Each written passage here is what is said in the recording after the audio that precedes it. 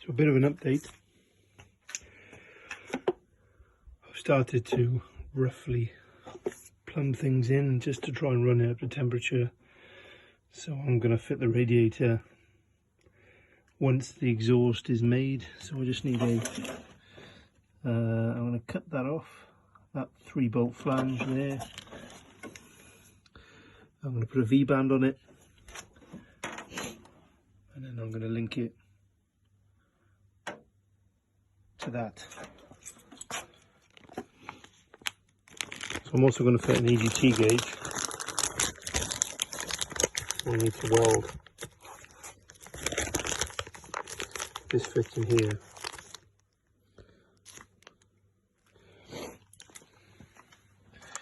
Into the exhaust, ideally as close to the turbine as possible, so probably something like that.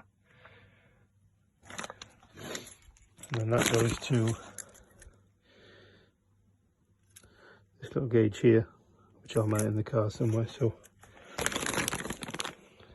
it does came with a rather cheap, nasty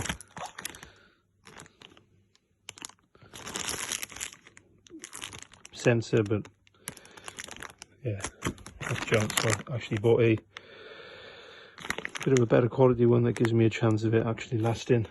So the plan is to fit that, so I will get that in at some point.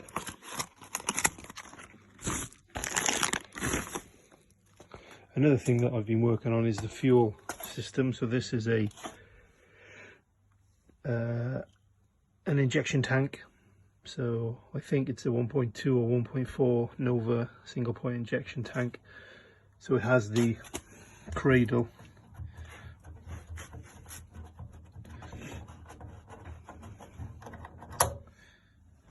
So this is the cradle.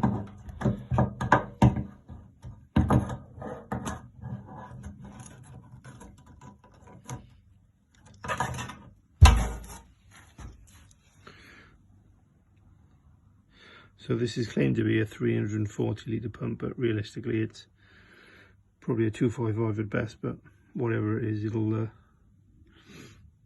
do more than what I want. So what I've done here, it came with some weird plug, but really small terminals. So what I've actually done is drill a hole straight through it to bring out the cable, so that I can just run a decent sized cable straight to the pump to give me the best chance, rather than use this. So effectively I've just filled it full of epoxy so nothing will come out, and that should sort that out. So with this tank, that'll give me the high pressure feed, and then it comes with a 8mm return into the tank, which the standard tank didn't, because it was a carb model, so it didn't require a return. So I'm just going to rub this down, I'm going to paint this up, then I'm going to get that fitted to the car, and then I can run fuel lines underneath the car up to the engine, and that should tidy things up. This actually came from Poland, and yeah, it's all right. So again, hard to find, and if you can't find one in the UK, they're very expensive for what they are, really. So yeah, I managed to get this for about, I think it's about 80 £80 plus I think £15 delivery from Poland. So I was a bit dubious, I didn't think it would turn up, but it did turn up. So yeah, that's that.